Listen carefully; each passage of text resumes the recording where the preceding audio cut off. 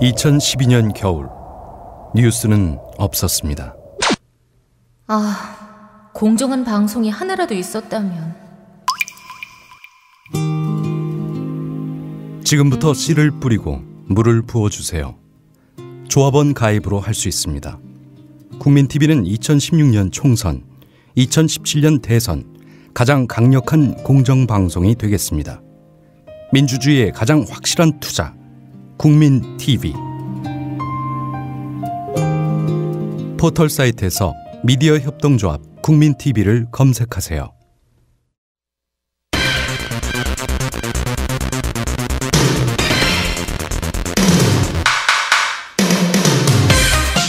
하루 사이 화창해진 오후입니다. 따뜻한 햇살이 움츠린 어깨를 활짝 피게 합니다. 쭉 팔을 뻗으시고 씩 웃는 오후, 아나더 타임 세 번째 시작합니다.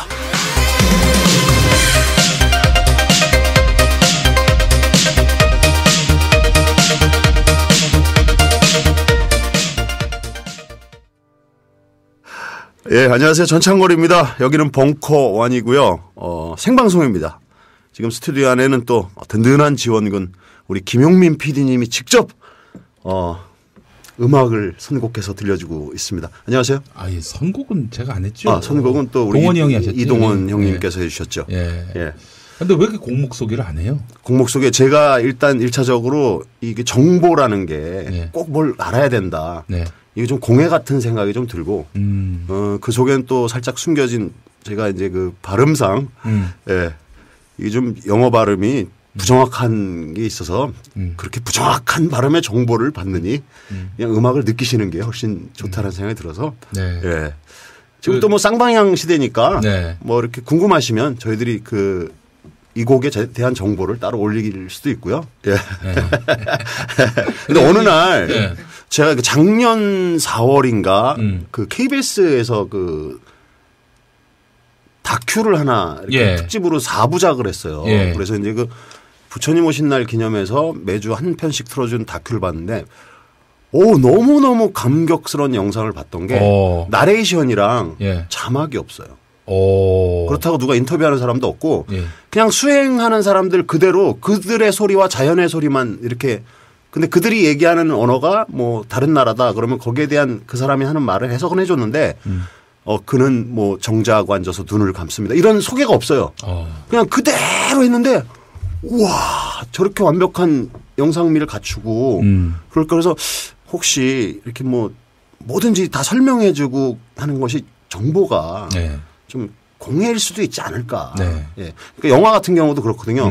뭐 영화에 대한 막 호응을 이끌 때 1000만을 달려가고 있어. 300만 지금 몇 주 안에 들었대. 그럼 왠지 그 영화를 꼭 봐야겠다라는 생각이 이렇게 생각이 들면서도 한편으로는 이게 저걸 안 봐도 되는데 저 정보는 내가 꼭 보게끔 하는 열등감을 심어주는 게 아닌가라는 그 저만의 생각인지 몰라도 그 정보 열등감을 심어줌으로써 억지로 안 봐도 되는데 봐야 되는 듯한 이런 것들에 좀 덜 시달리자라는 의미에서 곡목 소개를 안 하는데 사실은 뭐 팝이라서 소개를 안 하는 걸 수도 있어요. 아니 근데 너무 철학이 훌륭하시네. 아니면은 이렇게 영어 발음하기 싫은데 이렇게 구시를 잘 만들어냈거나 둘 중에 하나일 텐데, 근데 그 자막 없는 나레이션 없는 이게 프랑스식이거든요. 프랑스는 호흡이 길고 뭐 구차한 설명 없이 지루하지만 있는 그대로 긴 호흡으로. 그리고 또 언제 했더라? 그것도 아마 그 KBS 시절 KBS일 거예요. 한 4, 5년, 5, 6년 전 됐나? 아시아의 어떤 그 골목 같은데 중국이건 무슨 뭐 필리핀이건 거기에 카메라를 여러 대 설치해 놓고 나레이션 하나도 없이 또 그 사람들 사는 것만 이렇게 보여주던 그런 프로그램도 있었어요. 뭐 저는 어떤 분들은 대부분 다른 게 익숙해져서 어떤 장르 때문에 익숙해서 그런 건 불편할 수도 있지만 저는 그런 그냥 내추럴한 것들이 이렇게 오히려 억지로 꾸며진 작품보다 훨씬 좋은 수작으로 이렇게 느껴질 때가 많거든요. 그 예전에 우리 선배 한 분이 라디오 PD제가 라디오 PD 아닙니까? 그 모 라디오 방송에 이제 입사를 했는데 듣기로는 어떤 선배가 파일럿 프로그램 만들잖아요. PD로 이제 입봉하기 전에 입봉이라는 표현이 일본식 표현입니다만 데뷔하기 전에 이제 말하자면은 파일럿 프로그램을 냅니다. 그래서 예. 이 정도면은 PD의 역량이 되는구나. 뭐 이런 그 검증을 받는 건데 네. 뭘 만들었나 봤더니 5분짜리를 만들었대요. 5분짜리를 만들었는데 우리 사회에 이런 너무 말이든 음악이든 뭐 소리가 너무 많다. 소리가 없을 때 그 정념 상태에서 사물을 바라보는 것. 그게 각별한 의미가 있다. 예. 뭐 하여튼 그런 뭐 비슷한 이야기였는데 그거 뭘 만들었나 봤더니 5분 내내 아무것도 없어요. 소리가. 5분 내내 아무 소리도 없이 그걸 낸 거야. 그 사고가 난 줄 알고 사람들이. 그래서 어떻게 된 거냐고 했더니 아무 소리 없는 거라고. 그 나는 굉장히 고민해서 만든 기획이라고 해가지고 욕을 먹었다. 제가 욕을 먹은 게 아니라 우리 선배가 욕을 먹었고 결국에는 한 2년 정도 조직에 있다가 조직 부적응자가 돼가지고 나가셨습니다. 예. 어떤 그 명감독들이 함께 그 의견을 내서 낸 책이 하나 있는데요. 그래서 그 책에 보면 명감독들이 주로 얘기하는 게 영화에 관련된 얘기인데 너무 설명하려고 하지 말아라. 사건을. 그다음에 거기서 잠깐 얘기를 했으면 사건에 대해서 얘기를 했으면 또 뒤에 못 알아들었을까 봐 걱정해서 또 반복하지 말아라.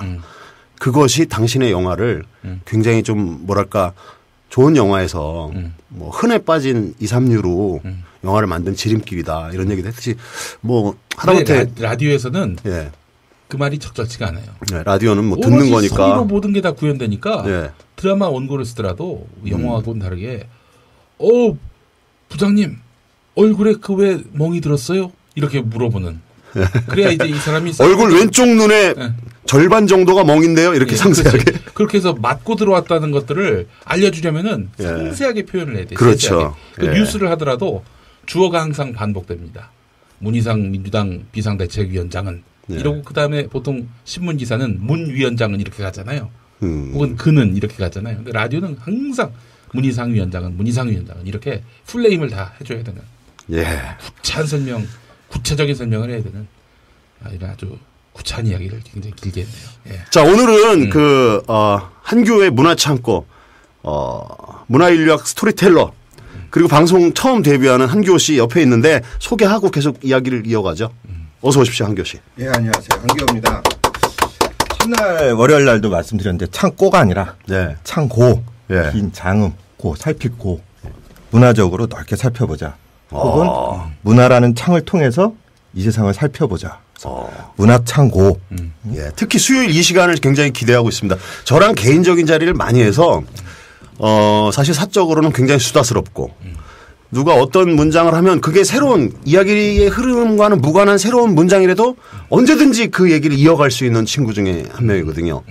그래서 그 본격적으로 문화창고 시작하기 전에 김용민 씨한테 또 궁금한 게 좀 있어요. 제가 개인적으로 궁금한 것도 있고 게시판에 올라온 여러 가지 또 궁금증이 있어서 과연 국민TV는 어떻게 꾸며질 것이면서 어떻게 회의를 하고 계신지 뭐가 나옵니까? 그냥 쉽게 궁금한 건 무슨 프로 만들 거예요? 혹시 뉴스만 하시는 거 아니에요? 이런 궁금함이 있거든요. 일단은 뉴스 중심으로 처음엔 가야 될 것 같습니다. 그런 다음에 다양한 프로그램들을 만들어야 될 텐데 글쎄요, 뭐 아직은 저희가 조합원을 모집하는 단계이기 때문에 백지 상태예요. 백지 상태인데 갑자기 그 설계도부터 내미는 것은 설계도가 이렇다라고 얘기하는 것이 과연 적절할지 모르겠습니다만은 하여튼 제가 갖고 있는 국민TV에 대한 꿈을 얘기하자면은 그 언론의 결핍의 시대, 언론들이 이야기하지 않는 또 언론들이 감추려 하는 그런 것들을 다 들춰내는 성역이 없는. 그래서 저희가 이제 방송 시작하기 전에 신문 광고를 한번 내려고 했었어요. 그때 이제 신문 광고에 뭘 내려고 했냐면은 이건희 회장님 죄송합니다. 이런 광고를 내려고 했어요. 그게 또 무슨 뜻이죠? 우리 사회 이건희 회장님이 갖고 있는 위상은 뭐 어마어마하죠. 그렇죠. 이건희 회장님 죄송합니다. 저희 국민TV는 삼성 광고를 받지 않기로 했습니다. 삼성 광고를 통해서 한국 언론이 살찌긴 했지만 약자의 아픔을 잘 돌아보지 못했습니다. 뭐 이런 이제 내용으로 신문 광고를 내려고 했는데 한 군데도 못 실렸습니다. 이른바 그 진보 언론으로 불리는 그런 언론들도 그러니까 뭐 한국 언론이 삼성 때문에 살쪘다 이런 표현들이 부적절하다. 삼성 때문에 그런 건 아니다. 뭐 이런 얘기를 하는데 네. 그래서 저희가 바꿨죠. 박근혜 대통령님 저희도 구국의 혁명을 하겠습니다. 뭐 이렇게. 그건 또. 네, 그건 뭐 바로 받아주시더라고요. 예. 그러니까 우리 사회 박근혜 대통령과 이건희 회장의 위상이 어떠한지를 아주 상징적으로 보여주는 사건이 아니었나. 야. 네. 근데 정말 삼성 광고 받을 생각이 없어요. 왜냐면은, 예. 광고로서 결국에는 방송이 통제를 받을 수 있기 때문에. 이를테면은 어마어마한 광고를 받는단 말이죠. 모 진보 신문사 같은 경우에 한 해 수입의 40%가 그 삼성 광고라고 하니. 예를 들어서 이건희 회장을 좀 불편하게 할 그런 기사를 실었다. 어느 날 갑자기 삼성 광고가 안 들어온다. 그냥 회사가 흔들릴 수가 있는 거예요. 그러니까 차제에 우리 나에 안 받고 가자. 안 받으니 또 마음대로 비판할 수 있는 거 아닌가. 뭐 이제 그런 원리죠. 그래서 진짜 솔직히 사주로부터 사주가 자기 마음대로 언론사를 좌지우지할 수도 있지만 예. 그에 못지않게 사주는 아니더라도 광고주라는 그런 이런 명목으로 방송이나 신문에 논조에까지 관여할 수 있는 이런 여지는 전혀 주지 말자. 이런 취지죠. 네. 뭐 그런 예. 그렇게 된다면은 우리 언론에 있어서 또 의미 있는 실험이 되지 않겠는가 생각이 듭니다. 뭐 돈은 좀 수입은 좀 적더라도 그 대신 그 또 수입을 우리 조합원 수가 많으면 많을수록 예. 그 삼성 광고 안 받고 조합원들이 내는 회비로 운영한다면은 얼마나 훌륭해요. 조합원이 저 한 달에 내는 조합원 조합비가 예. 10,000원으로 균일하거든요. 10,000원. 네. 네. 조합원으로 가입하고 한 달에 한 번씩 10,000원. 네. 예. 그러면 예를 들면 10만 명이다. 예. 그러면은 얼마입니까? 10만 명이 만이면은 10억. 10억. 예. 10억 맞나요? 네, 맞습니다. 예. 그리고 어떻게 맞췄지 나? 신기하네. 100만이면 100억. 예. 예, 그렇습니다. 제가 알고 있기로는 MBC 월 제작비가 한 150억에서 200억 정도 되는 걸로 알고 있어요. 오, 그래요? 예. 그러면은 100만 정도 조합원이 모인다. 예. 그러면은 뭐 MBC 같은 지상파 방송에 하여튼 좀 근접할 수 있는 그 여지가 있는 방송을 할 수 있지 않을까 생각이 듭니다. 뉴스뿐만이 아니라 다른 이제 뭐 그렇죠. 시사 교양, 예. 예능까지. 그렇습니다. 전창걸의 출발 비디오 여행. 이거는 이 국민 TV에서 나올 수도 있다. 출발 에로 비디오 여행. 네. 네, 농담입니다. 예, 예 알고 있습니다. 예, 정말 그 시작을 했으니까 예. 그렇게 뭐 뉴스 중심도 괜찮지만 더욱 발전해서 네. 여러 장르도 그럼요. 같이 할 수 있는 그런 계획을 세워놓고 있고 예. 딴 데서 안 하는 걸 해야죠. 하지만 예. 너무너무 기발하고 유익하고 재미있고 하나의 트렌드를 만들 수 있는 그런 구상들은 머릿속에 충만합니다. 예. 그리고 조합원들은 혹시 네. 방송국이 이익이 생기면 네. 그걸 또 이렇게 받을 배당이 되는 거죠. 수 있죠. 받을 수 있습니다. 그러니까 계속 일방적으로 내는 형태가 아니라 예. 그 방송국 운영이 흑자로 돌아섰을 때 예. 물론 이제 재투자도 하기도 하지만 네. 또 이렇게 배당을 해주기도 하고 그렇습니다. 그러니까 배당은 이제 얼마만큼 출자하시느냐 또 여기에 이제 달려 있거든요. 그리고 n분의 1이니까. 네, 그렇습니다. 이 출자가 이제 그 1좌가 5만 원입니다. 예. 5만 원 내시는 분들부터 이제 사실은 조합원이 될 수 있는 겁니다. 네. 그래서 뭐 2좌면은 10만 원, 3좌면은 15만 원 이런 형식으로 해서 4좌면 20만 원. 그렇습니다. 예. 20좌면 100만 원 이렇게 돼 있는데 예. 궁금한 게 하나 있는데요. 예. 우리 이동원 PD님이십니다. 네, 궁금한 게 하나 있는데 그 조합 그 구좌를 산 사람만 월 회비를 낼 수 있나요? 그렇죠. 조합원들이 예, 결국에는 그러니까 월 회비 내는 거는 그러니까 일반인들은 그러니까 내가 예를 들어서 이 콘텐츠를 내가 좀 이렇게 즐기고 싶다. 네. 그랬을 때는 임의대로 10,000원 내고만 콘텐츠를 즐길 수 있는 건 아니고요. 근데 뭐 5만 원만 내시면 출자금을 그래도 그게 네. 아까워서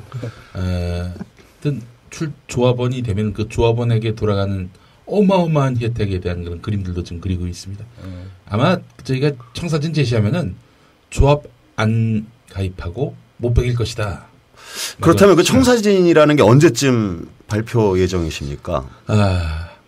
하여튼 저희가 지금 시험 방송을 끝내고 이제 본격 방송을 시작하고 네. TV 방송을 개시하고 네. 조합비를 걷는 그 시간이 되지 않겠는가. 아마 올 상반기 안에 시험 방송을 시작할 수 있지 않을까 이렇게 기대합니다. 그래요? 예. 이야. 그래서 일단 저희가 입지를 정했습니다. 갈 곳을 정해놓고 그곳에서 이제 방송에 필요한 그런 설비상의 하드웨어상의 세팅을 마무리하고 그 다음부터 이제 본격적으로 방송을 개시할 때는 그때는 방송뿐만 아니라 그야말로 협동조합이 할 수 있는 모든 순기능들을 다 한번 실현해보는 그런 일들을 해보고 싶습니다. 그러니까 구체적으로 공동체를 형성할 수가 있고요. 예. 또 그 조합원들을 중심으로 사실은 취업이 돼야 마땅한 거 아니겠습니까? 예. 근데 뭐 방송 협동조합에 미디어 협동조합에만 취업하는 것뿐만 아니라 무수히 많은 일들을 함께 만들어냄으로써 조합원들이 예를 들어서 가난하다, 뭐가 부족하다, 결핍이 있다, 예. 취업을 못한다 이럴 때는 다른 조합원들이 챙겨주는 함께 그 생활 그야말로 공동체를 이루는 예. 공동체네요. 그러니까 그런 뭐 너는 너대로 살고 나는 나대로 살고 이게 아니라 함께 행복한 세상. 그저 우리 로고송 앞에 나왔잖아요. 더불어 행복한 세상. 네. 절 보고 노래를 하시니까 새롭네요. 나갔을 때 저 가이버즈 하나씩. 그럼요. 네. 더불어 행복한 세상. 예. 좋습니다. 제가 또 궁금한 게 또 국민 TV와 얼마 전에 귀국한 주진우 씨와 김어준 씨는 적극적인 이 합류를 하시는 건지, 예. 그것도 많은 분들이 궁금해 하실 것 같아요. 네. 주진우 기자와 김어준 씨가 국민 TV의 이 스타트를 함께 하실 수 있는 건지, 뭐 프로그램이라든지 아니면. 그거요? 그건 뭐 두고 봐야 알 텐데. 아직은. 이게 뭐 무슨 조합의 설립 주체거나 간판이거나 절대 그렇지 않습니다. 뭐 마찬가지로 김용민도 그렇고요. 우리 정봉주 의원은 조합원이 되기로 했습니다. 예. 저도 역시 조합원이면서 다만 스태프로 함께 참여한다는 점 차이가 있죠. 저는 언제든 낙검수가 끝나면은 돌아갈 곳이 있어야 되는 거 아니겠습니까? 사실 제가 정치를 하면서 그래도 방송으로 돌아갈 다리는 만들어 놓고 이제 정치에 왔는데, 정치에 들어서자마자 이 방송사의 그 제작진들이 다 불을 태워버렸어요. 돌아오게. 잘 됐다고 하죠. 저 PD 출신인데 그런 자리 없습니다. 누구세요? 그래서 내가 돌아갈 곳이 없으면 내가 만들든가 그런 마음을 갖고 있었는데 다행히 또 이렇게 국민들 밑으로부터 혁명 아니겠습니까? 그렇습니다. 미디어 협동조합 건설에 또 작게나마 또 이렇게 동참하게 돼가지고 저로서 너무 영광이고 또 스태프로서 또 이렇게 일을 하게 된다는 것이 너무나 복된 일이고요. 또 사실 어떤 세력이 주축이 돼서 뭘 한다 이거는 협동조합 정신에 전혀 부합하지가 않습니다. 그 칼라가 너무 셀 수 있다. 네, 그렇습니다. 또 그것도 그렇고 낙검수는 끝났습니다 기본적으로. 물론 이제 또 많은 분들이 혹시나 또 세 사람의 합쳐진 목소리를 한번 듣고 싶어하는 게 많으니까. 언젠가 무슨 기회를 통해서라도 가능하겠죠. 주진우 기자님이 돌아왔고요. 김어준 총수도 또 곧 돌아올 것이고. 어떻게든 우리 협동조합 발전을 위해서 또 잘 되기를 또 바라는 마음들을 갖고 계시니까요. 근데 낙검수 TV다, 낙검수 시즌2다 이런 이야기는 여기 계신 분들한테도 별로 이렇게 온당한 평가가 아니고요. 예의도 아니고 그렇게 생각합니다. 지나간 시즌. 본격적으로 우리 한교의 문화창고를 한번 진행해 보도록 하겠습니다. 말할 기회를 주셔서 너무 감사합니다. 아닙니다. 돌아갈 때를 다 불태워버려가지고. 언제든지 개입해 주세요. 알겠습니다. 어나니머스님께서 국민TV는 성역을 깨트리는 강력한 방송이 되어주세요. 99% 국민을 위한 방송 국민TV 만세. 급할 필요 없어요. 국민TV 라디오가 개국하던 날, 그날은 만우절이 아닌 대한민국 혁명의 날로 기억하니까요. 이렇게 사연 주셨고요. 울산 개구리님께서 매일매일 듣고 있습니다. 매일매일 나아지는 방송 감사합니다. 그리고 광명시민님께서 국민TV가 백지 상태에서 좋은 그림을 그려나가면 좋겠네요. 좋은 그림을 그리려면 스케치북이 있어야 하잖유. 토이의 스케치북이 듣고 싶은 나른한 오후. 재치 있으시다. 청걸님 목소리가 너무 좋네요. 이렇게 해주신 분도 계시고 꽁꽁님께서 국민TV 라디오 좋아요. 근데 벌써 외압이 들어오나요? 서이사님 욕 막지 말아주세요. 서영석 이사님. 근데 이게 국민TV라고 이렇게 해놓고 또 많은 인터뷰에서 공정성과 편파적이지 않고 좀 TV답게 하겠다라고 이렇게 인터뷰를 하셔갖고 아무래도 스스로 자제를 하시는 것 같아요. 조금 또 품격도 높이려고. 그건 나중에 또 서이사님한테 한번 들어보세요. 처음보다 훨씬 나아지고 있는데 내일은 보다 더 나아지겠죠. 늘 감사하고 잘 듣겠습니다. 아자아자 화이팅 하세요.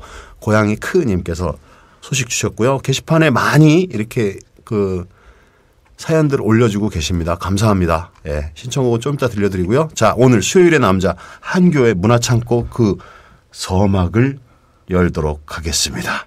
어서 오십시오. 계속 몇 번째 인사를 하고 있습니다. 너무 오래 기다렸어요.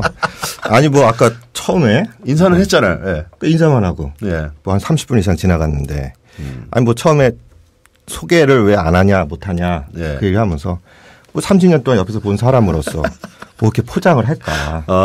어떻게 참 우연인데요. 제가 섭외를 하다 보니까 1년 후배더라고요. 고등학교.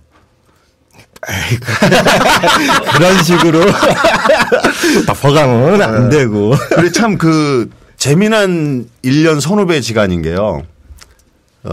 같은 학교를 다녔는데 저는 마지막 상고생이었고 우리 한교 씨 때부터 인문계가 시작이 돼요. 그래갖고 같은 학교인데 제가 막 2학년 때는 1학년이었던 한교 씨는 인문계 과정을 공부하고 있고 그래서 어떻게 막 축구 시합을 1학년 하고 2, 3학년 때 이렇게 하고 그러면 괜히 선생님이 서러워갖고 상고생 출신들은 저 체육 선생님이 우리 할 때 굉장히 잘해줬던 분이 인문계 편 든다 그래갖고 막 데모도 했던 적도 있고 막 그래요. 근데 아무튼 사실 섭외 과정을 개인적인 사이 아닌 걸로 이렇게 얘기하려고 했는데 다 얘기하게 되네. 말하다 보면 다 나오는 거고. 그래서 아까 얘기 막 길어지고 그럴 때 이게 참 이렇게 포장을 하고 간단하게 영어 못해요.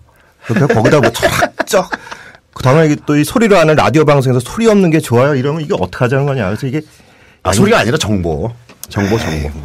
정보가 소리를 통해서 나가는 거지 뭐. 그래갖고 이게 게스트로서 여기서 끊고 들어갈까 하는 걸 몇 번 멈칫멈칫 하는데 또 이게 다시 또 이 국민방송 얘기로 가니까 기다려야 되겠다.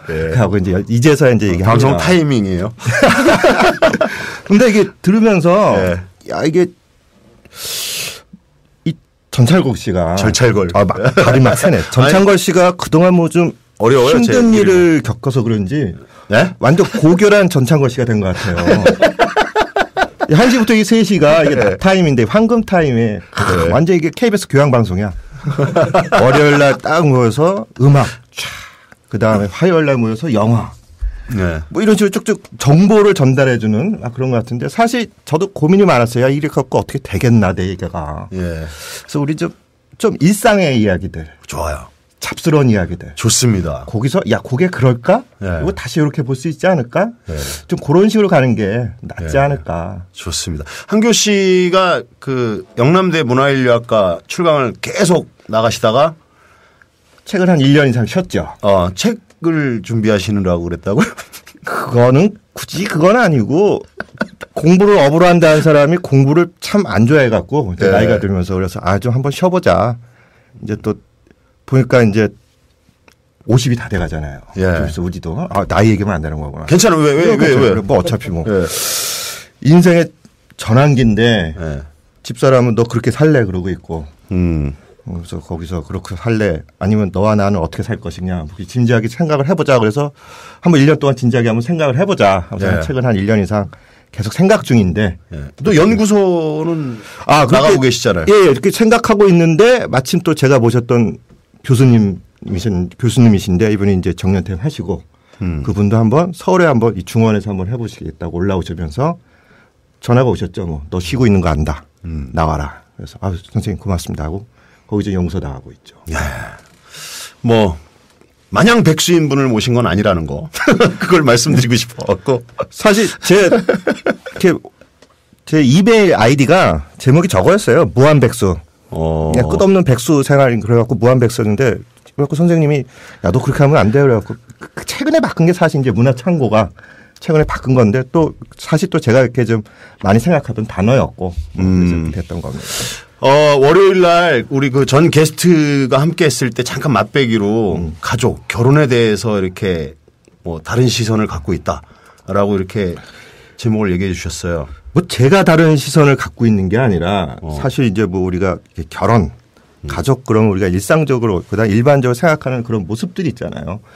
근데 이제 과연 그렇게만 될까? 아니면 또 다른 모습의 결혼의 모습은 없을까? 아니면 다른 가족이란 게 과연 우리가 태어나자마자 딱 속해갖고 사실 그런 말 있잖아요. 사람은 태어나서 가족의 안에서 태어나서 가족 안에서 죽는다고. 그래서 아주 자연 발생적인 것 같은 느낌이 드는데 이게 과연 그럴까라고 다른 분들이 조사도 해보고 또 그런 사례들이 있다라는 거를 제가 이제 전달하는 겁니다. 네.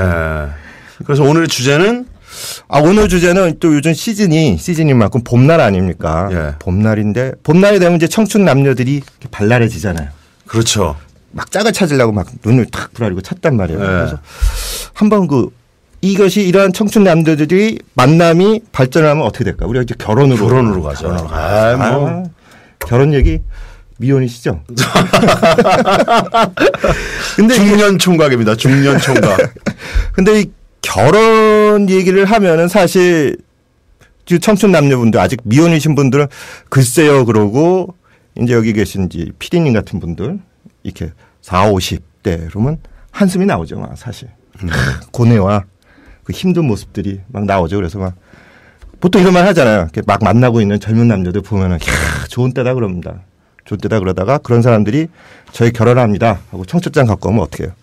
말을 축하해 그래 이제 가정을 이루어야지 그러면서 눈빛은 뭐라 그래요? 다시 한번 생각해봐. 그런 눈빛을 보낸단 말이에요. 그리고 저한테도 네. 뭐 한교 씨도 그랬지만 뭐 제 친구들 또래들은 이미 그 장성한 그 자녀들이 많고 그럴 정도로 연배들이 있으니까 가끔 이제 제 결혼 문제에 대해서 얘기를 하다가 뭐 그렇게 제 결혼 얘기가 이렇게 진행되기도 전에 본인들 의견이 있어요. 혼자 사는 것도 좋아.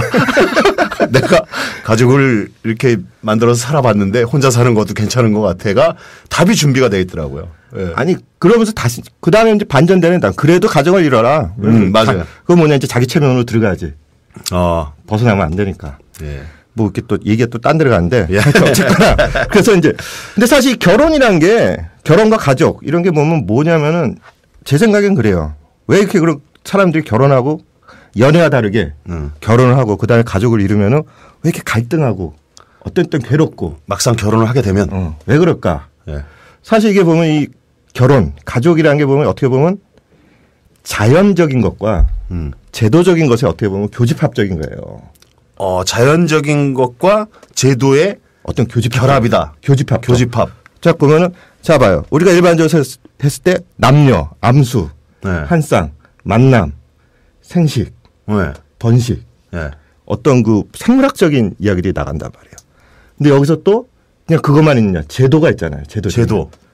자, 남자로서, 아내로서, 남편으로서, 아들로서, 어떤 그 역할, 기대, 거기서 지켜내야 되는 어떤 도덕성 막 이런 것들이 또 겹친단 말이에요. 네. 그리고 이게 어떻게 보면 인간 사회의 출발점이란 말이에요. 이게 가족이라는 것이. 가족이 그렇죠. 그래서 이게 보면 어떻게 보면 이 자연과 그다음에 이 문화적인 것 이것의 어떤 교집합적인 부분 시작이라고 할 수 있죠. 그러다 보니까 이게 이 본능과 이성의 완전히 이제 전투장이 되는 거예요. 본능과 이성의 전투장이다. 이거 좀 말은 멋있는데 감이 안 와? 소화가 안 되네. 이게 내가 현장 경험이 없어서 그런가 봐요. 그래요. 아직 여기 PD님은 막 이 말을 들으니까 그래. 막 그러시네. 바로 공감이 옵니다. 이렇게 소화가 안 될까? 한번 그러면은 이게 왜 그럴까를 한번 그 결혼이라는 거에 대해서 한번 우리가 여태까지 생각하고 있는 결혼이 어떤 걸까? 그걸 한번 되짚어 보면서 사실 그럴까? 아니면 또 다른 것도 있네? 한번 봐가보는 게 한번 좋지 않을까요? 좋아요. 좋습니다. 그리고 창걸 씨는 우리가 자, 이 결혼이라고 했을 때 가장 기본 전제 조건이 뭐예요? 가장 기본적인 전제 조건? 아니, 가족을 만드는 거. 아니, 그러니까 가족인데, 가족을 만드는데, 어때? 가장 출발점이 뭐예요? 우리가 일반적으로 생각했을 때, 한 남자와 한 여자가 만난다. 그런 그렇죠. 거잖아요. 그렇죠. 한 남자와. 혹시 저를 의심하는 거예요? 한 남자가 만난다로 의심하는 거예요?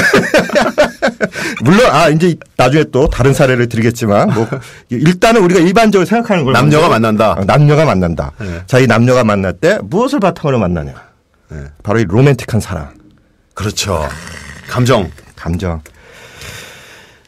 이게 이럴 때 이게 일반적으로 이제 그 기혼남들이 로맨틱한 사랑에 대한 의심이 아니죠. 이제 깨달음이죠. 거기 남녀 관계에서 800에 평균 15분? 일생에 있어서 길면 30분. 첫날 같이 자면서 800에 한번 해보고 이건 평생 갈 게 아니구나. 이 800에는. 8 바로 뺍니다. 우리가 그리고 있었던 어떤 그런 로맨틱한 모습. 사랑, 결혼과 함께 막 좀 많이 좀 흐트러지는 그런 것도 사실 있긴 있어요. 네. 한번 제가 특히 이제 결혼과 연애가 다르다라는 생각을 제가 이제 제 나름대로 한번 생각을 해봤었는데 연애를 그렇게 길게 했는데 이혼하는 분들이 많잖아요. 그렇죠. 뭐 이혼율이 장난이 아니죠. 다 안다고 생각했는데도. 네. 근데 이제 연애와 결혼의 그 차이점에서 보면은 여기 좀 이따 나오겠지만 일단 연애를 할 때 우리가 좀 싸우거나 좀 갈라서 좀 심정 상했을 때 어때요? 물리적으로 좀 떨어져 있을 수가 있잖아요. 야, 넌 네 집 가고 나는 내 집 가고. 이게 어떻게 보면 좀 진정이 돼요. 그래서 양쪽에서 어머니를 붙잡든 아니 친구를 붙잡든 거기서 욕을 하든 아니면 막 위로를 받든. 그렇죠. 그러면서 이런 진정의 시기가 돼요. 그래서 다시 만나고 또 화해를 하고. 그런데 결혼한 상태에서 이게 싸우기 시작하거나 감정이 상하면은 풀 수가 없어요. 물론 이제 밖에 나가서 친구들 술 한잔 해도 그게 이제 아직 가라앉지 않은 상태에서 한 지붕 밑에서 숨 쉬면서 같이 자야 된다라는 거야. 이게 점점 증폭이 되는 거예요. 그리고 그걸 진짜로 당장 헤어질 것처럼 지독하게 싸우다가 막 그날 바로 이렇게 화해하고 이런 팀들도 좀 봤어요. 그리고 어느 날 와서 제 친구 중에 한 명이 그런데 얘기하면 얘기 들어주다 보면 이 사람이 지금 사는 사람이랑 헤어져야 될 것 같아요. 그래 고통이 좀 사라질 것 같아서 조언을 그럼 진짜로 헤어져. 며칠 지나고 나면 나만 두 사람한테 나쁜 사람이 돼 있고 나쁜 놈이 돼 있고 막 그런 경우를 봤어요. 싸우고 나서 다시 합치고. 물베기. 아니, 사실 싸웠는데 거기 보고 헤어져 그러면 그건 나쁜 사람이죠. 좀 좋은 사람이라서. 아니, 상담하러 왔는데 죽을 것 같다 이거요. 죽을 것 같다. 같이 있는 게. 그다음부터 이제 저도 이제 좀 잔머리가 생겨갖고 진짜 남녀 간의 문제는 절대 개입 안 하는 걸로 무조건 좋은 말만 해주는 걸로. 그래도 네가 잘 사겨라 이런 식으로. 그렇죠. 그렇게 또 로맨틱한 사랑. 그게 바로 이게 아까 말했던 본능과 이성의 만남인 거예요. 왜? 본능적으로 사랑하다가 또 엄청나게 싸웁니다. 확 갈라설까? 그러면서 이성적으로 제도적으로 생각을 해봅니다. 내가 지금 여기서 갈라서서 이혼을 한다면 호적에 다른 줄이 거 있고 다른 힘이 돼 있고 만약에 거기서 또 애까지 있다. 그럼 애 부양은 이런 제도적인 장벽이 탁 만나면서 이성적으로 생각을 하게 되죠. 진정하자. 혹은 이제 그런 이성적 필터를 통해서 다시 이제 본능의 사랑이 또 다시 또 싹 틀 수 있고. 그게 이제 왔다 갔다 하는 거예요. 교착점인 거예요, 막지가. 그래서 그게 전쟁이군요. 그렇죠. 그게 바로 이제 사랑과 전쟁인 거예요. 이 PD님은 그냥 바로바로 소화가 되시네. 막 지금 들어오는 거야, 지금. 네.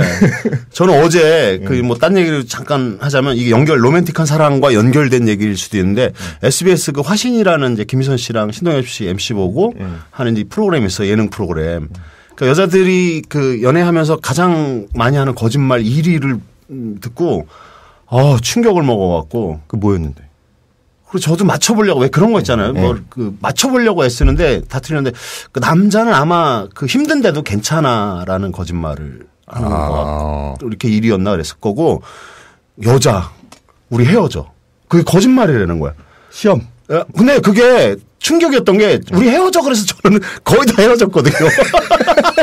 근데 그게 이제 위로해줘. 또 때로는 끝까지 나를 지켜줘의 또 한 표현 방법이었다라고 하더라고요. 적극성을 더 요구하는. 그러니까 외로울 때 더 이렇게 그 남자가 더 위로를 많이 해줬으면 좋겠다. 뭐 이런 건데 저는 헤어져 그러면은 야, 이 친구 나 때문에 힘들구나. 빨리 없어져야겠다. 그래갖고 그거 발표하자마자 저도 모르게 육두문자가 딱 지난 억울함이 막 생각나고 분노가 갑자기 치밀었던 기억이 있어요. 아무튼 그 이 로맨틱한 사랑 단계에서 그다음 제도로 넘어가는 단계로 내가 연결을 못 시킨 거지. 하여튼 이 로맨틱한 사랑에 대한 얘기는 예. 끝이 없을 것 같아요. 예. 자, 그다음에 또 우리가 뭘 생각할 수 있을까요? 그다음에 또 결혼의 조건, 결혼의 중요 요소. 네, 잠자리. 잠자리 그렇지. 네. 잠자리인데 어떤 잠자리? 배타적인 성관계. 배타적인 성관계. 이게 또 그러니까 이게 뭐예요? 쉽게 말하면 나랑만 해. 그렇죠. 응? 딴 데 가서 하지 말고 나랑만 해라는 아주 기본적인 조건이 딱 돼 있는 거죠. 결혼은 그렇다. 그렇죠. 결혼으로 만나는데 그러네. 여기서 배타적인 성관계가 아니라 이타적인 성관계면 문제가 될 수 있잖아요. 그래, 그건 맞는 말이에요. 응? 그거는 뭐 그걸 강력하게 겉으로 노출시키지 않더라도 당연히 그렇게 돼야 되는 그런 거잖아요. 그렇죠. 예. 근데 이제 이 문제는 뭐냐면 또 세월이 지나면서 이 나랑만 해서 너랑은 아내로 간다라는 게 너무 노골적이다. 이게 방송 좀 되나? 괜찮아요. 네. 너무 디테일하게 요 민감한 부분은 너무 이렇게 묘사를 디테일하게 하진 않아도 뭐 그런 정도는 괜찮은 것 같아요. 아니 이거는 좀 이렇게 설명을 해줘야 돼. 문화를 얘기하는 거니까. 전창모 씨한테 특히 설명을 해줘야 되는 게 지금 뭐 이타적 관계를 갖고 계시나요? 그러니까 이타적 관계론? 이게 뭐냐면 널리 이렇게 베푸시는 거로? 지금 솔직하게 제 입장, 지금의 저가 관계에 대해서 물어보시면 거의 수행자라고 보시면 돼요. 수행자. 팔 꺾으면 살이 튀어나오고. 네, 수행자. 어디 뭐 주로 자연 이런 쪽이랑 많이 친하고 큰 바위 이런 거랑 친하고 그래요. 잘 넘겼다. 그 다음에 또 우리가 생각한다면은 뭐 기본적으로 우리 그러잖아요. 한 지붕 밑에 공동의 주거, 같이 뭐 죽어. 그렇죠, 죽어. 죽는 게 아니라 죽어, 거주. 그렇죠. 하우스. 예, 한 집에 산다라는 거. 같이 산다라는 거. 한 지붕 밑에 산다라는 거. 그렇죠. 그 다음에 또 뭐가 있을까요? 출산 및 육아를 생각하게 됩니다. 그렇죠. 그리고 애가 태어났을 때 어떻게 그거에 대한 양육의 공동 책임 혹은 또 양육에 대한 공동 권리. 영화 보면 많이 나오지 않습니까? 이혼할 때 보면은 양육권 누구냐. 응? 또 그게 뭐냐면 사실 뭐냐면 애가 태어났다는 건 뭐예요? 자기의 후손이 태어났다는 겁니다. 거기서 이제 우리가 누구의 성씨를 주느냐. 재산을 넘겨주고 성씨를 준다라는 거는 내 후손에 연결이 된다는 거잖아요. 거기에 대한 권리인 것이죠. 예.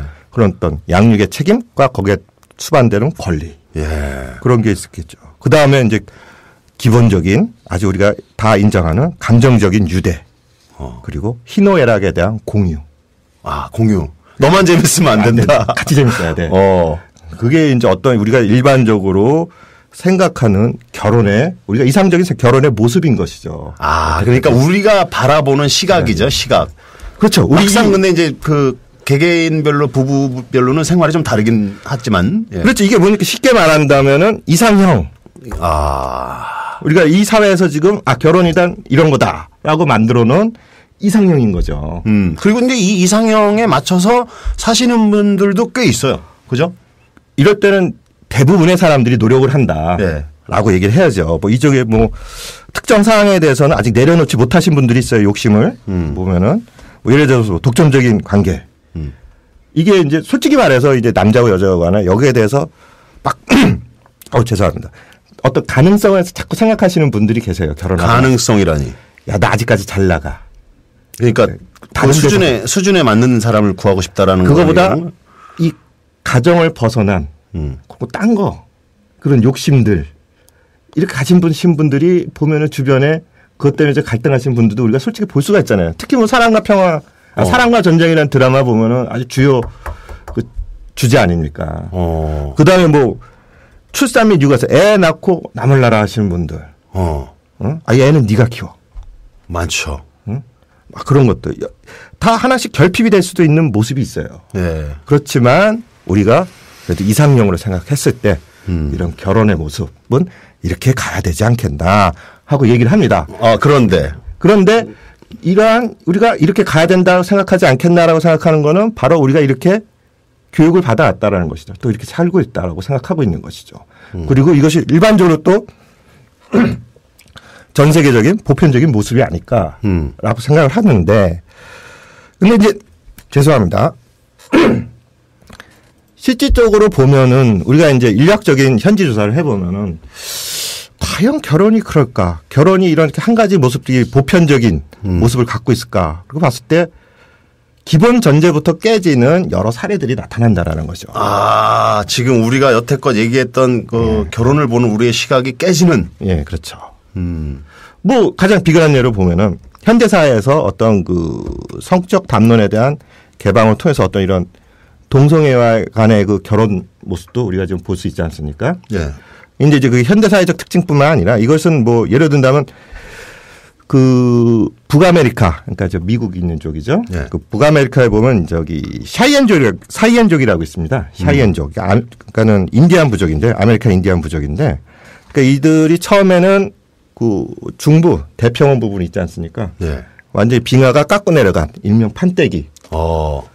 거기가 상당히 그 비옥한 동네였어요. 예. 그 많은 인디안들이 거기 살다가 이게 백인들이 진출한 후에 이제 쫓겨나간 건데 거기서 살다가 이제 로키 산맥 동쪽, 그러니까 그 다음에 그 미시시피강 서쪽, 그러니까 노스다코타.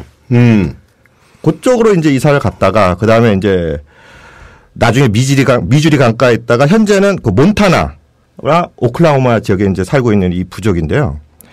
여기서 이제 결혼한 남성이 두 번째 부인을 얻을 경우가 있어요. 무슨 말이에요, 그게? 이제 뭐 꼭 일부 일처만 있는 사회가 아니잖아요. 네. 근데 여기서 이제 얘기하려고 그런 건 두 번째 부인을 얻을 때는 같은 남성을 얻는 경우가 있습니다.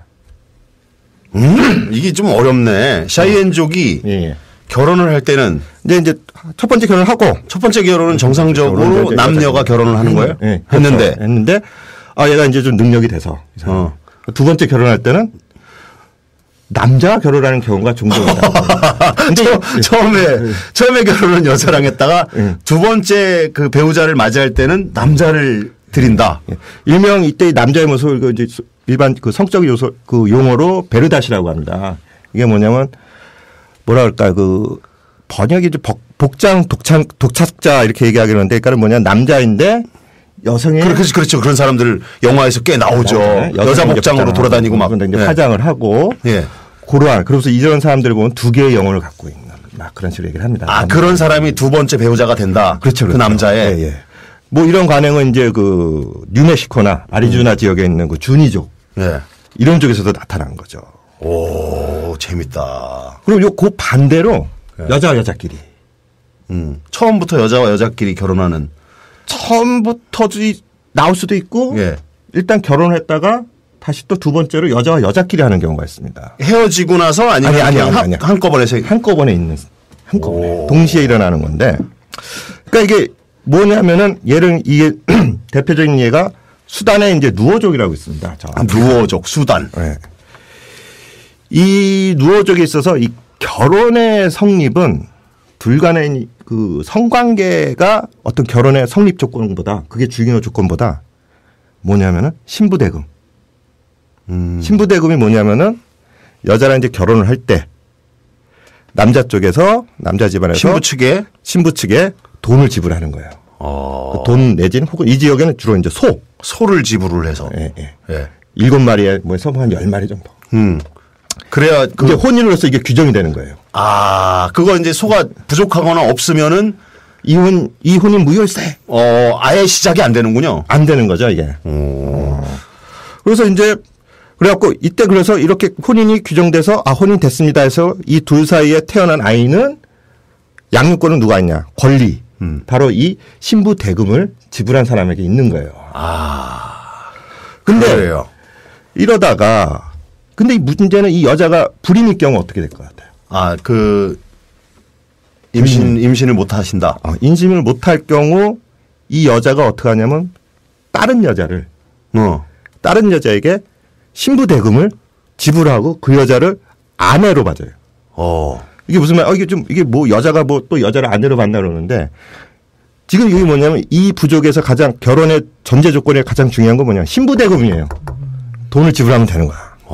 그래갖고 신부대금을 지불해서 그 여자를 아내로 불러들여서 자기 집안에 뭐 오빠라든지 뭐 외삼촌한테 부탁을 해서 아이를 낳게 해주는 거예요. 그것도 사이에 아이를 낳게 해줘서 그 아이가 생겼을 때 이 여자가 바로 이 아이의 아버지 역할이 되는 거예요. 그러니까 양육권을 갖게 되는 거예요. 그 여자한테 그 소를 지급한 여자가 아버지가 된다 이거죠. 그렇죠, 그렇죠, 그렇죠. 이야. 실제로 이제 그때 아버지라고 부르고 그리고 그다음에 이 신부대금을 지불한 여자가 남편으로서의 권리를 또 완전히 갖게 되는 거예요. 그러니까 어떻게 보면은 먼저 남편 헤어지지 않았습니다. 먼저 남편의 아내이면서 네. 또 이 여자의 남편이 되는 거예요. 동시에 되는 거야. 그래갖고 신부대금을 지불했는데 그 상대편 여자가 허락 없이 네.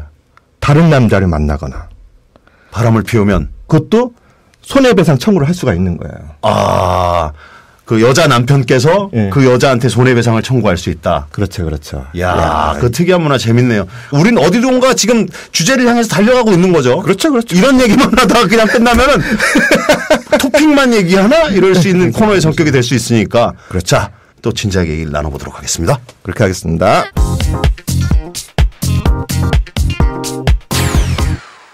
예. 아, 이거 반응이 게시판에 난리가 났어. 아, 우리 한규호 씨 때문에. 나만 빵 터지나? 뭐 그러면서, 야, 이거 흥미진진하다. 다른 문화와 다른 삶. 나와 다른 수많은 것들이 존중과 돌아봄을 순간 화들짝 깨닫는 이분 성함이 뭐라 그랬죠? 한규호 씨입니다. 한규호 씨. 한규호 씨. 결혼을 할 때까지는 가족이 되고 싶어서이고, 가족이 되면 가족끼리 그러는 게 아닌 게 되고. 영화 글래디에이터 OST 신청하신 분 계시는데 오늘은 못 나갈 것 같고요. 예, 꽉 차 있습니다. 예. 그래서 반응이 굉장히 좋습니다. 또 우리 후배도 있나 봐요. 더 1년 후배도 두 분 다 알아요. 이렇게 하시는 분도 계신데. 그리고 광명시민님께서 국민TV 라디오에 바라는 점 하나가 생겼네요. 왜 일반 지상파 라디오에 뭐 미니, 콩, 고릴라 뭐 이렇게 하는 거 있잖아요. 국민TV가 자리를 잡으면 그런 것이 있으면 좋겠네요. 지금 팟빵 앱이 있긴 있는데 그걸 좀 보완하면 되지 않겠어요? 예. 네. 괜찮을 것 같습니다. 좋습니다. 여자 남편 난해하군요. 가족 관계도 복잡할 듯하네요. 아마 족 이름이 그 무리의 이름이 수단의 누어족이라고 하는데요. 누어족이 아마 굉장히 도시적으로 발전을 해서 방송도 하고 드라마도 만들고 그러면 막장 드라마로는 또 한 장면 하실 것 같은데. 제가 누구의 손녀예요. 막 이렇게 하는. 근데 뭐 지금 현대에 발생하고 있는 여러 가지 결혼 문화가 수단의 누어족이랑 비슷한 유사점도 있지 않을까. 당연하죠. 네. 당연하죠. 이게 여러분들이 이제 이게 아셔야 될 게 지금 이렇게 제가 이렇게 소개시켜 드리는 게 색다른 문화. 야, 그런데 그쪽에서는 그렇게 사네? 그런 거를 알려드리려는 게 아니에요. 이게 뭐냐면 사람들이 속된 말로 남욕하다가 짓꼬라지 한다고 다른 사람들 막 알고 그 사람들이랑 왜 나랑 다를까 막 다른 점도 찾아보고 같은 점을 찾다 보면 나의 본질을 알 수 있게 되는 거예요. 아, 어려워. 이게 뭐냐면은 사실 그런 말도 있지 않습니까? 야, 사람 사는 세상 다 똑같다. 예. 혹은 또 반대로 야, 그 낯선 곳에서 어떻게 사냐. 이걸 합치면 낯선 곳에 가서 살다 보니까 내가 살아왔던 것을 갖다 다시 볼 수 있다라는 거예요. 아. 그러니까 이게 이제 다른 부족의 얘기를 듣다 보면은 거기서 가만히 듣다 보면 사실 우리 얘기인 거예요. 그렇죠. 뭐 지금 그 결혼 문화의 상당 부분이 그 상대방의 조건을 그렇죠. 보는 거. 지금 뭐 수단의 누어족 같은 경우는 소를 몇 마리 대금으로 지급하고 결혼 관계 물론 이제 뒤에 가서는 여자가 여자를 얻는 아주 특이한 경우도 있지만 이게 이제 제가 대가를 바라는 뒤에서도 이제 더 이거에 대해서 신부 대금이라든지 혹은 그 반대 거 지창금이라든지 그런 얘기를 말씀드리겠지만 사실 이게 이제 여기서 지적하는 게 뭐냐 결국 뭐냐 결혼의 성립 조건이 뭐냐 그게 항상 고정되어 있는 건 아니거든요. 시대별로 사회별로 이게 변할 수 있단 말이에요. 같은 나라 안에서도 우리 안에서 봤을 때도 여러 가지 모습 볼 수 있잖아요. 뭐 이거는 절대 비하드린 것이 아니고 또 일반적인 현상이 아니지만 우리 전엔 그런 현수막 많이 보지 않았습니까? 외국인 신부. 요즘은 아주 그 법으로 많이 제재를 가고 분명히 없어져야 되는 거죠. 그런 방식은. 가서 어떻게 해요? 몇 번 한 얼굴 두세 번 보고 마치 뭐 고르듯이 예, 상품으로 그러니까 그걸 주선하는 사람들이 돈을 벌려고 만들어 놓은 시스템을 간단한 시스템 하고 이분들은 가서 거기에 대가 이제 수수료를 내고 들어와서 결혼했다가 또 쉽게 헤어지는 갈등으로 문화적 차이에 의해서 갈등으로 극히 일부분이죠. 어떤 분은 이런 말도 한단 말이에요. 아, 내 신부 대고 돈 지불했는데 왜 이렇게 됐냐. 그러니까 이게 뭐냐면은 어떤 결혼의 조건에 있어서 중요한 거는 내가 돈을 지불했다라는 거로 되는 거예요. 그런 거에 보면 누워족이랑 뭐 다른 게 소가 돈이 된 거죠. 그렇죠. 그렇죠. 그렇죠. 그러니까 이게 결코 다른 나라 지역의 얘기가 아니란 거예요. 우리 사회에서도 충분히 볼 수 있는데 그것이 정도의 차이가 있을 뿐이지. 그런 거를 우리가 볼 수 있게 되겠죠. 예. 과거 우리 민족의 문화는 얼굴을 안 보고 어른들의 의사결정으로. 그게 뭐 과거만 그런 건 아니에요, 사실. 네. 우리가 그 소위 말하는 그 엘리트. 일단 나는 아니고 엘리트라고 생각하는 뭐 유학생들 있지 않습니까? 유학생들이 다 그렇다는 건 아니고 일부 보면 방학 때 한번 나와서 지금 집안에서 그건 준비가 리스트가 딱 돼 있습니다. 야, 그러니까. 선박 쫙 선을 막 봅니다. 그 중에서 어떻게 좀 괜찮은 것 같아요. 그러면 어머니 아버님이 야, 두 번 한 더 봐봐. 봅니다. 아, 글쎄요. 그러고 있는데 옆에서 확 치고 들어오죠. 야, 권해. 딱 하고 하다 보면 이제 다시 출국해야 돼. 출국하고 그 다음 방학 때 들어오면 이미 결혼신고 돼 있고 날 잡혀 있고 들어와서 딴딴 얼굴 10번 못 보고 결혼하고. 이게 뭐 요즘 뭐 그러냐. 사실 그런 유학생 부부들이 저는 많이 봤어요. 그러니까 완전 모험인 거죠. 물론 이거는 이제 그렇다고 그래서 여기에 대한 로맨스가 없다는 건 아닙니다. 그럼요. 거기서 첫눈에 반하고 이거는 운명이구나. 사실 결혼이라는 게 그렇죠. 어느 한순간 하신 분들은 알 거 아니에요. 어느 한순간 훅 하고 들어오는 그런 게 있거든요. 그게 뭐야? 이거 아니구나 이런 거? 이거 아니구나 이런 거예요? 부정적인 아니구나 하고 훅 하고 들어오면 이성적으로 생각해야죠. 아이 살아야 돼. 그래서 확 밀어내고 농담이고 어떻게 보면 모험일 수 있지만 또 이게 그냥 먼저 결혼하고 그다음부터 서로 알아가는 사랑을 꽃피우는 그렇게 되니까 어떻게 보면 모험일 수 있죠. 그러니까 일장일단이 있는 것 같아. 선이랑 그 연애 결혼 같은 거. 근데 그 고대사는 고대까지는 안 가더라도 한 수백 년 전 이 문화에서는 아니요 수백 년도 아니에요 사실. 뭐 어른이 한 살 때 너는 저쪽 그 최대감집이랑 약조가 돼 있느니라 이런 거가 많았잖아요. 그때 사실 또 있는 집들은 또 그랬고 아니 있는 집이고 없는 집이 간에 사실 이제 우리나라뿐만 아니라 서양에서도 이 어떤 로맨스, 로맨틱한 사랑, 그걸 통한 결혼 이런 개념이 나타나기 시작한 건 18세기 말, 19세기. 그래요? 예, 그다음에 이제 20세기 넘어오면서 그래서 18세기 말에서 19세기를 넘어가면서 어떤 그 약간의 로맨스 그런 거 따지기 시작한 건 이제 상류층.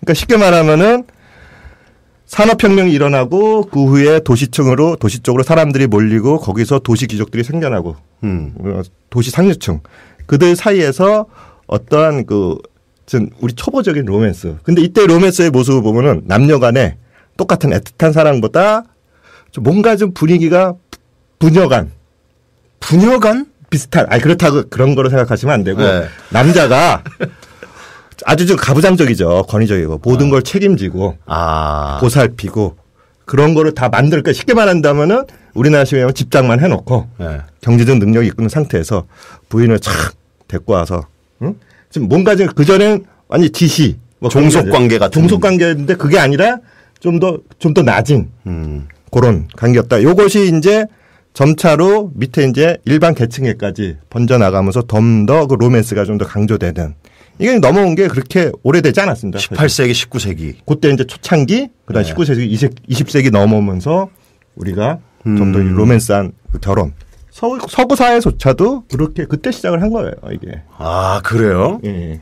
자, 오늘 한규호의 문화창고 함께 하고 있습니다. 그래서 재밌네요. 제가 아직 가족을 꾸리지 못해서 그런지 이 결혼에 대한 얘기. 인도네시아는 아직도 뭐 한 남자가 본 처를 3명인가 4명까지 가능하고 처분 무한이다. 막 이런 얘기도 있고 또 중동은 또 여러 명의 여자를 이렇게랑 결혼 생활을 할 수 있다. 그럼 뭐 일처 다부제. 그러니까 근데 거의 대부분 보편적으로 도시가 이렇게 완성된 나라들은 법적으로 한 사람이랑 결혼하게 이렇게 해놨잖아요. 그렇죠. 예. 그 문화는 언제부터 생긴 거예요? 한 사람이랑 이렇게 하는. 한 사람만 살아라. 네. 근데 그거는 뭐 이게 지금 혹시 여러분들이 잘못 생각할 수 있는 게 네. 이게 보면은 우리가 그런단 말이에요. 이게 어떤 그 문화적 편협함 그다음에 어떤 그 다른 상대 그러니까 다른 지역의 문화를 갖다가 좀 낮게 보는 우리가 이제 일반적으로 생각했을 때 모노거미 즉 일부 일처제에서 그다음에 애를 낳고 딱 한 가족의 핵가족의 모습 이게 가장 이상적인 가족의 모습이다. 또 이상적인 결혼 생활이다. 그래서 이것을 갖다가 어떻게 보면은 최상급이라 놓고 다른 지역의 모습을 보면서 요건 좀 옛날 거 아닐까.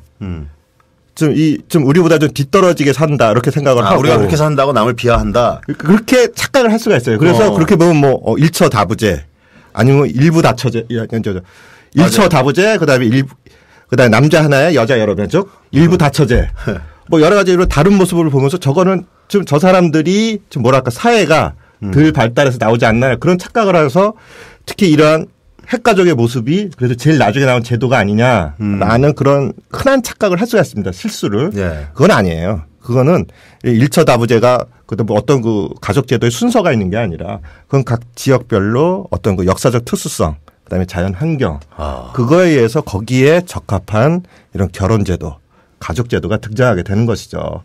그래서 어떤 이런 도시 생활 또 산업 사회에서 가장 적합한 결혼 제도 및 그것이 무엇일까? 이런 산업 사회야 이 자본주의 사회에서 결혼 및 가족을 통해서 이 사회에서 바라는 건 뭐예요? 아주 양질의 노동자를 생산해내는 그게 바로 또 가족의 모습 아니겠어요? 그러니까 거기에 적합한 모습들이 나오는 거예요. 그래서 그것이 어느 뭐 순서, 선행 그런 게 있는 건 아니거든요. 그래서 문화의 진화와 함께 가족 제도도 진화해 온 거다. 라고 이렇게 얘기하는 것보다는 진화라기보다 네. 이게 진화라 그러면은 진화인지 적응인지는 헷갈린다. 이게 뭐냐면은 어느 순서가 있는 걸로 생각되는 거 아니에요. 예. 그렇게 말하는 것보다는 각 지역의 그 역사에 환경에 맞게 그쪽에 그 제도들이 있어 왔다는 그거 맞게 그런 식으로 발달해 왔다. 그렇게 봐야 되는 거죠. 근데 또 학자시라서 단어 선택에 대한 지금 감이 있어요. 전창걸 씨가 이렇게 갑자기 이렇게 질문하고 들어오니까 이게 내가 짜온 순서가 있는데 이런 초보자한테 갑자기 훅 치고 들어오면 막 헷갈려요. 지금 막 이렇게 페이지도 매겨가면서. 아니 잘하고 계셔서 잘하고 계셔서 저는 저랑 대등한 줄 알았죠. 막 잘하고 있으니까 네. 뭐 샘나서 흔들어 보려고. 아니야 그건 아닙니다. 뭐든지 다 받아줄 것 같은 그런 느낌이 있었습니다. 갑자기 착각했습니다. 그다음에 우리가 근데 우리가 섹스의 독점을 아까 얘기를 했었잖아요. 네. 아주 중요한 거. 결혼을 하면 배타적인 네. 성관계. 나랑만 해. 그렇죠. 물론 이게 그거가 있지만 그렇게 안 하려고 그러는 사람들도 계시지만 우리 예를 들어서 얼마 전까지 법으로 우리는 안 됐지 않습니까? 소위 말하는 간통죄. 이게 많은 나라에서도 간통에 대한 법으로 제재가 있단 말이에요. 그렇죠. 그런 글로 명시된 법이 아니지만 관습적으로 우리는 어때요? 간통에 대해서 혼외 정사죠. 네. 거기에 대해서 제재를 가합니다. 응? 그렇습니다. 개인적인 복수라든 사적인 복수 혹은 사회적인 처벌. 그렇죠. 잘못하면은 어떻게 보면은 그 태형이라든지 혹은 돌팔매질당해서 죽음까지 당하는. 어떤 문화에서는 예, 그렇죠. 그런 강력한 제재가 이루어진단 말이에요. 그런데 요거 말고 그럼 꼭 그렇게 한 사람과 배타적인 성관계가 서로 약속이 돼 있는가? 꼭 그런만 또 아닌 경우가 또 있는 거예요. 아닌 경우도 있다. 예. 예를 들어 보면은 지금은 그런 것지는 않습니다만 식민 시대 이전에 인도에서 인도에 보면 인도가 이제 카스트 제도 아닙니까? 그렇죠. 카스트 제도. 인도의 케랄라 지역에 하나의 카스트인데 이제 무사 카스트입니다. 무사 카스트 사회인데 이분 사람들이 이제 무사들로 이제 구성되는데 거기 보면은 나야라는 사회가 있습니다. 나야. 이기적인 사회네 아주. 나야. 이게 이제 이 사회가 이 전형적인 하나의 모계 사회예요. 그런데 여러분들 여기서 TV나 이런 데서 나오는데 이 모계 사회와 목권 사회를 이렇게 좀 헷갈려 하시는 분들이 좀 계시죠. 달라요? 모계와 목권 사회? 좀 다릅니다. 짧게. 모계 사회는 쉽게 말하면 여자를 통해서 이 재산이라든지 성이 그러니까 저기 성씨가 내려가는 거야. 신분들이 여자 아버지를 통해서 받는 게 아니라 우리는 아버지 성을 받잖아요. 엄마 성을 따라간다. 엄마 성. 그다음에 혹은 엄마네 집안, 어머니네 집안에 그 재산을 받든지 신분을 받든지 네. 이런 모계 사회. 그렇죠. 모계 사회. 모권 사회는 모권 사회는 말 그대로 여자가 우선 여자가 다 권력을 갖고 있는 거예요. 네. 그러니까 어머니 중심, 여자 중심. 그걸 갖다가 우리가 뭐 저기 보면은 그 전설의 그 부족 아마존에스 막 그런 거 생각할 수 있잖아요. 그런 거 보면 우리가 이제 모권 사회라고 얘기할 수 있는데 사실 이런 모권 사회라고 지칭되는 부족들이 민족들이 잘 거의 보호가 잘 안 돼 있어요. 그 사례가 찾기 힘들고 우리가 일반적으로 그 얘기를 하면서 모권 사회 우리가 이제 현재 우리가 그 가부장적인 부권의 사회라고 그러면서 어떤 남자 중심적인 거기서 반대말로 모권 사회 그러면서 여자 중심적인 그런 사회가 제도적으로 있을 것이라는 게 잘 없어요. 그런데 이 모권 사회와 그다음에 이 모계 사회 요거를 갖다 조금 헷갈려 하시는데 그건 좀 근본적으로 좀 다릅니다. 예. 그거 좀 짚고 넘어가는데 큰 차이는 없는 것 같은데 다르긴 다른 것 같네요. 자꾸 주장하시니까. 아니 그러네 이 모계 사회에서 그렇다면 이 모권 사회는 여자가 권력자 아닙니까? 근데 모계 사회에서 권력자가 누가 될 수 있느냐? 어머니가 아니라 그 어머니의 남자 형제 즉 외삼촌. 모권은 무조건 여자. 그렇지. 그렇다고. 그 차이가 나는 거죠. 요 일이 카스트 사회에서 보면은요. 아까 나야족. 그렇죠. 나야족의 나야 카스트죠. 나야 카스트. 그렇죠. 어떤 한 무사 계급입니다. 이 전형적인 게 모계 사회인데 여기 보면 타라바들 가족 집단 단위가 그걸 갖다 이제 타라바드라고 부릅니다. 네, 타라바드. 근데 이게 구성이 어떻게 되냐면 말 그대로 어머니, 그다음 어머니의 자식 딸과 아들, 그다음에 뭐 외손주. 그 위에 또 올라가면 뭐 외삼촌. 그러니까 자기 그 여자의 남자 형제 이렇게 껴 있어요. 이렇게 되는데 여기에서 보면 이제 사춘기의 그 소녀들이 사춘기에 이르면은 같은 카스트면서 같은 계급에서 네, 그렇죠. 같은 카스트거나 혹은 상위 남자가 좀 더 상위 같은 카스트에서 다른 부족, 다른 집안 그러니까 근친상간하면 안 되니까. 예. 다른 집안의 남자애를 데리고 와서 신랑감으로 데리고 와서 의식을 치릅니다. 예. 이러면서 그때 보면 신랑감이 이게 어떻게 보면 의례적인 건데 이 신랑감이 이 신랑이 와서 이 신부한테 금목걸이를 줘요. 탈리라고 부르는데 탈리라고 되는 그 금목걸이를 걸어주고 이 둘은 그 마을 사람들과 떨어진 격리된 곳에서 한 3일간 지내게 됩니다. 단둘이. 그렇죠. 일단 신분의 동네 와갖고 결혼을 한다, 금목걸이를 주고 결혼을 한 다음에 네. 3일간 따로 지내? 따로 지내요. 따로 지내. 그럼 어떻게 보면 이게 이제 결혼식이 되는 거예요. 괜찮다. 고래놓고 뭐 어린애들이 그래서? 아니 결혼할 때 이렇게 따로 시간 주는 거 괜찮다라고. 어떻게 보면 뭐 신혼여행 가는 거 같죠? 네. 해놓고 끝나고 나면은 이게 이제 그럼 뭐가 되는 거냐? 이후 여성들에게 이 소녀에게 어떤 권리가 주어지냐? 수많은 남자가 잘 수 있는. 권리를 주는 거예요. 이게. 아니 그 신랑은 어떻게 되는 거야? 그냥 그거로 끝난 거죠. 3일간만 지내고 끝나는 거야? 네. 그 사람은 가는 거예요. 그리고 안 만나? 안 만나요. 그러니까 이게 보면 어떻게 보면 이게 혼인식이냐 아니면 이게 여성의 어떻게 보면 통가일의 성인식이냐 이렇게 헷갈릴 수가 있잖아요. 아니 원래 다시 만나거나 이런 건 없어요? 만날 수 없어요? 마음에 들면 만날 수가 있겠죠. 근데 뭐 특별히 뭐 마음에 안 든다. 그럼 뭐 볼 필요 없어요. 그러니까 이후에 그 여성들은 신부였던 여성은 많은 사람들과 관계를 많이 가질 수 있다. 그러니까 무한한 수의 연인과 성관계를 가질 수 있는 권리가 이제 주어지는 거예요. 이런 그게 모권이라고요? 모계사회라고요? 모권이라고? 이게 이 모계사에서 그런 게 아니라 이 계급에서 이제 그런 이게 나타나는 거예요. 그래서 그 부족이 아니라 그 계급의 이름이 나야구나. 나야 나. 중요한 건 나야. 그래서 이제 계급입니다. 다음 볼 때 이제 조건은 있죠. 어떻게 보면은 연인들 연인 항상 동일한 카스트나 아니면 좀 상위.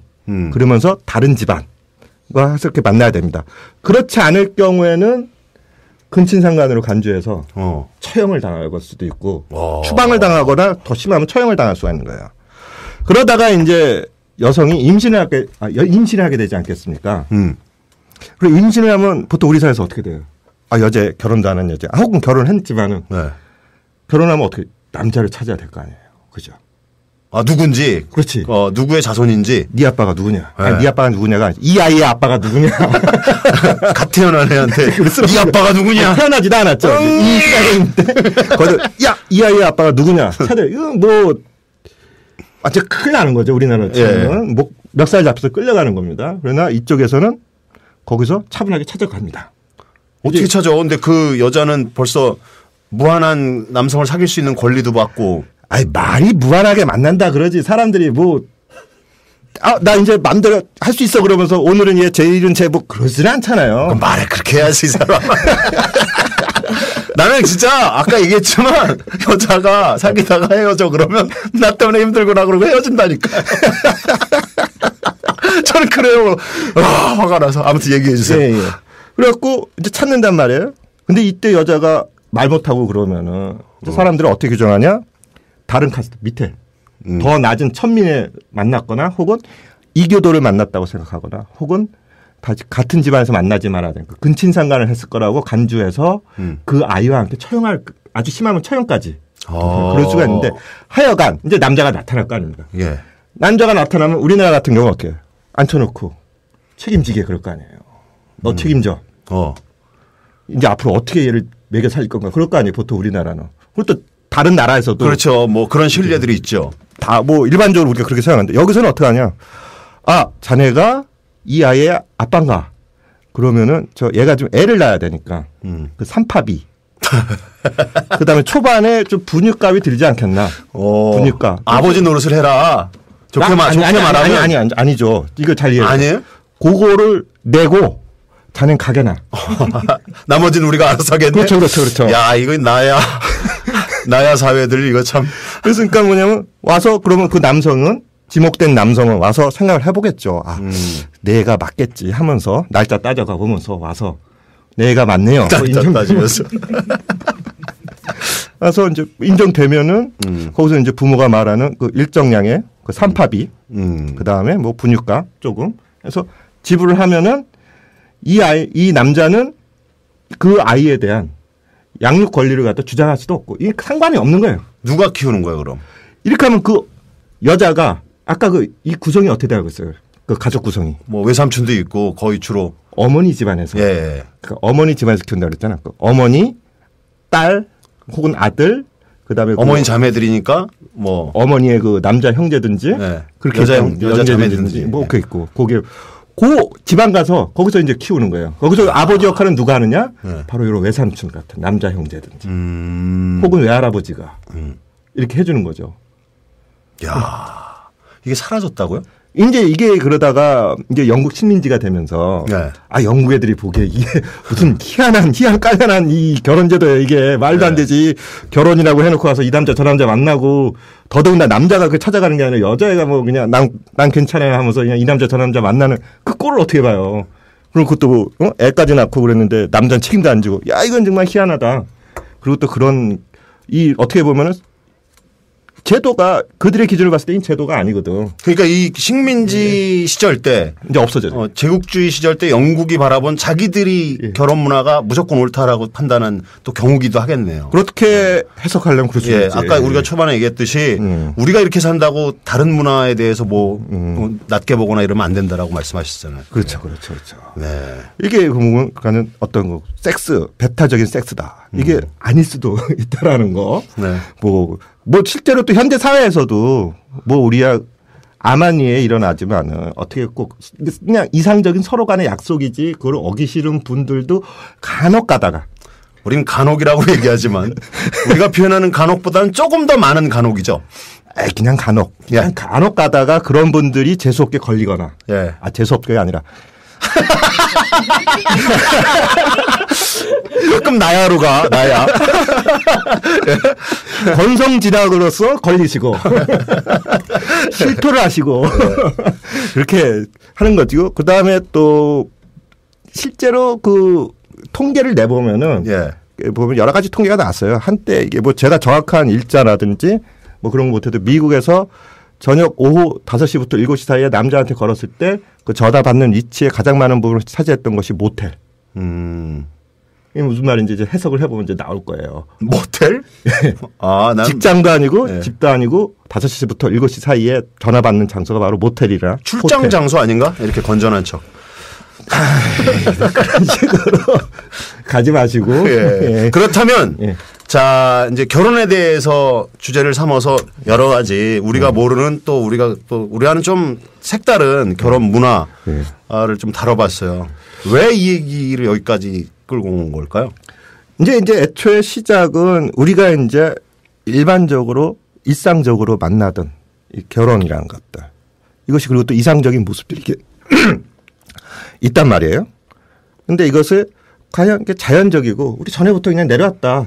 별로 이렇게 거기에 대해서 왜 이래 이렇게 생각을 많이들 안 하지 않습니까? 예. 물론 이제 생각하는 사람이 있죠. 결혼하기 싫어서 꼭 결혼을 해야 될까 뭐 그런 경우 있겠지만 우리가 결혼을 한다면은 이럴 것이다라고 생각하고 거기에 대해서 굳이 이렇게 많이 따져보지는 않았단 말이에요. 근데 그러면서 다른 사회의 모습들이 이렇게 나타난단 말이에요.